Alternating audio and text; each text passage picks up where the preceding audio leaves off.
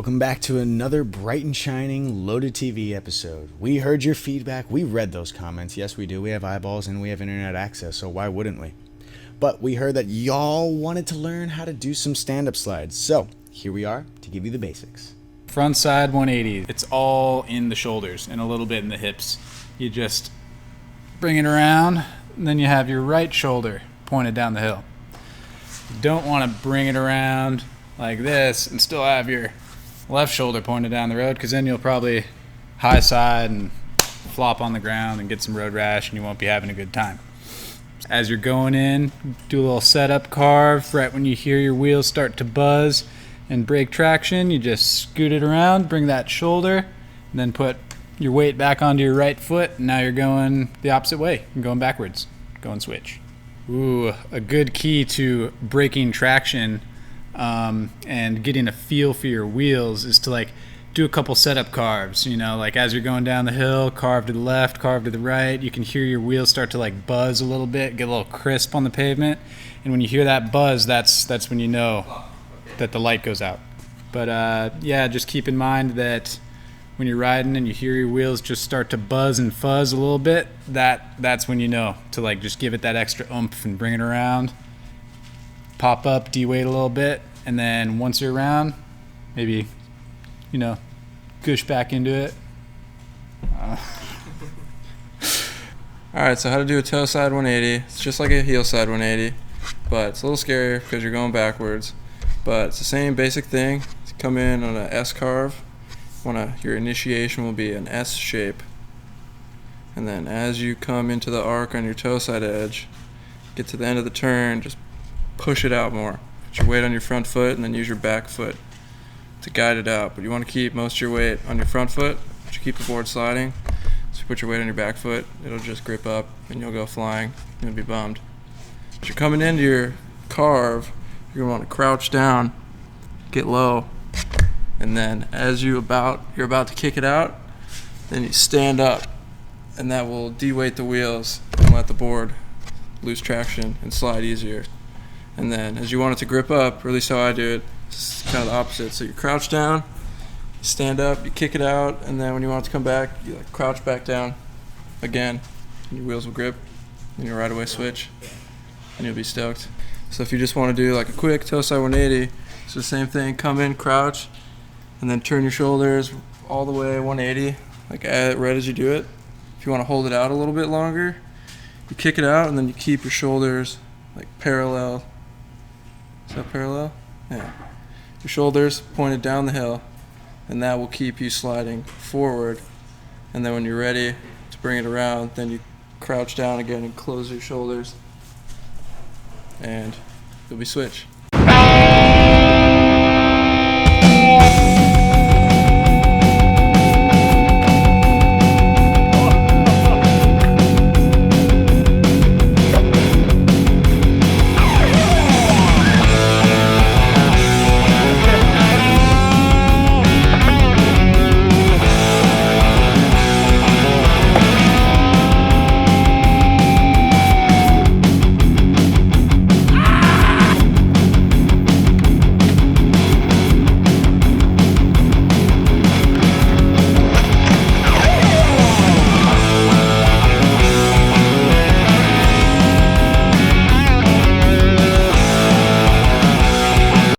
So I like to imagine doing frontside or backside checks as you take two pieces of your body, your lower body, your legs, your waist, your hips, and then you take your upper body, which shoulders, anything above your swimsuit zone.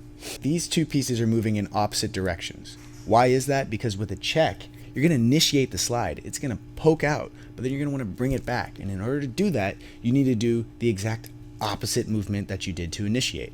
Now with a frontside check, you're going to kick your back leg, me it's my left, outwards while you pull your left arm, my back arm, back behind you. This counteracting motion builds tons of potential energy, which you can then convert into kinetic energy to bring your body back into its original position. Now, you're in such position, you're outstretched, right? So you want to bring that board back underneath you. I like to imagine taking my left arm and kind of doing an uppercut-like motion while pulling my back leg back underneath me.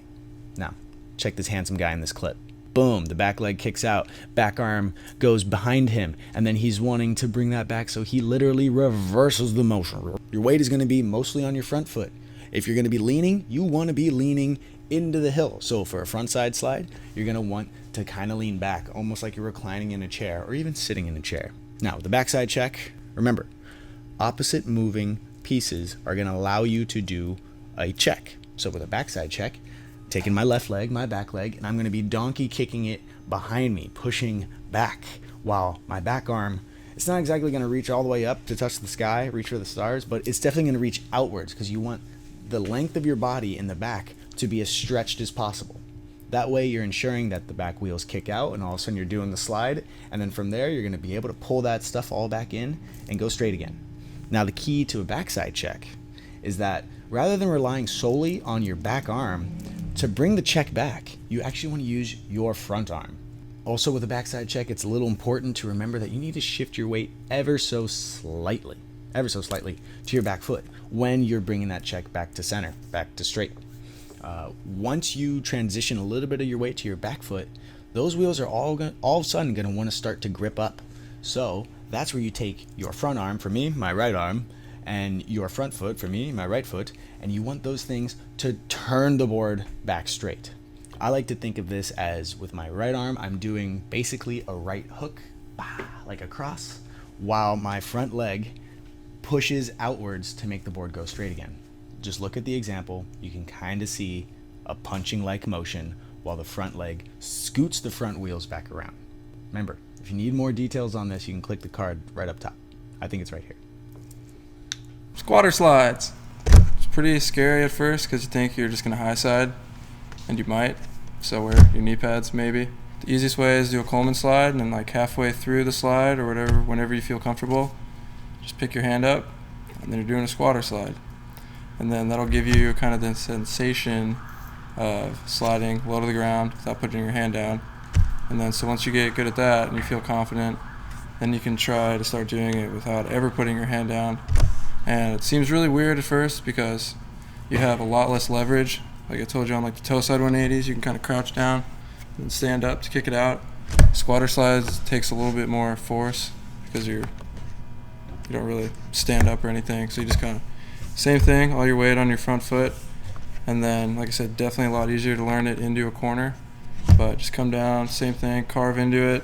And as you get to the point where you want to slide, put all like 90% of your weight again on your front foot.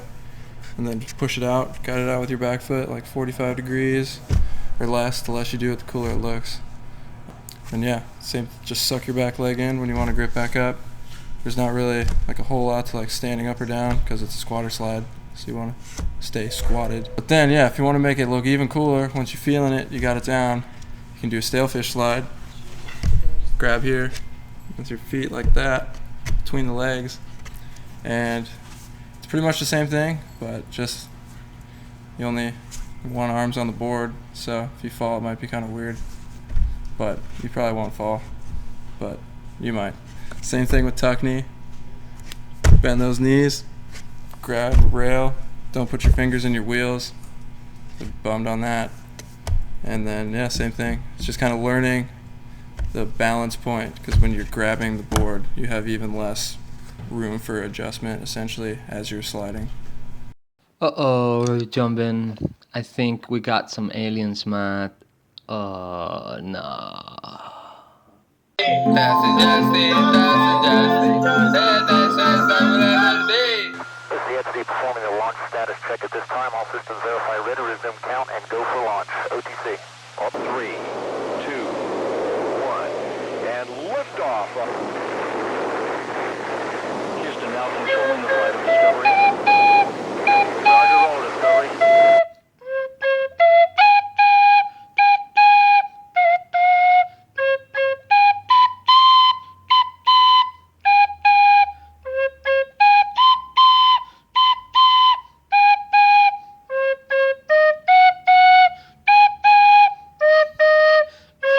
So today we're teaching you how to do slide SHUVITS, front side and back side.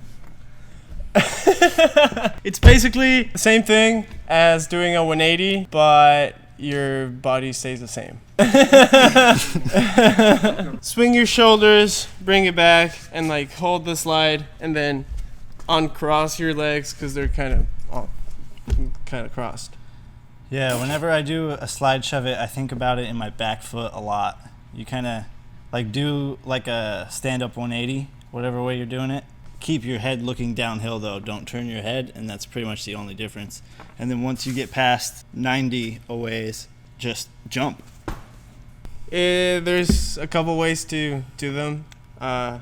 Start your slide and then bring it 90 and then change your feet as it's rotating and land on it, or start the slide like from scratch. Just twist fast and like push with your back foot and then wait for it to do the rotation and then land. Yeah, I don't do those ones. I just hold it out and then jump at the end because I'm scared. Frontside, I like do a little more like push with my back heel, like kind of just bring it to 90 and then shove it with my back heel. For toe side, I kind of just drag it out and then bring it almost like a toe side 180 and then just kind of hop at the end, give it a little extra with the toe. But yeah, that's good advice. Learn how to 360 flip, and then lots of stuff on a skateboard is pretty easy. Easier after that. If you're pissed at us, hit up Dane Weber and tell him of how pissed you are at us. Also, if you're stoked, also hit up Dane Weber. Tell him how stoked you are.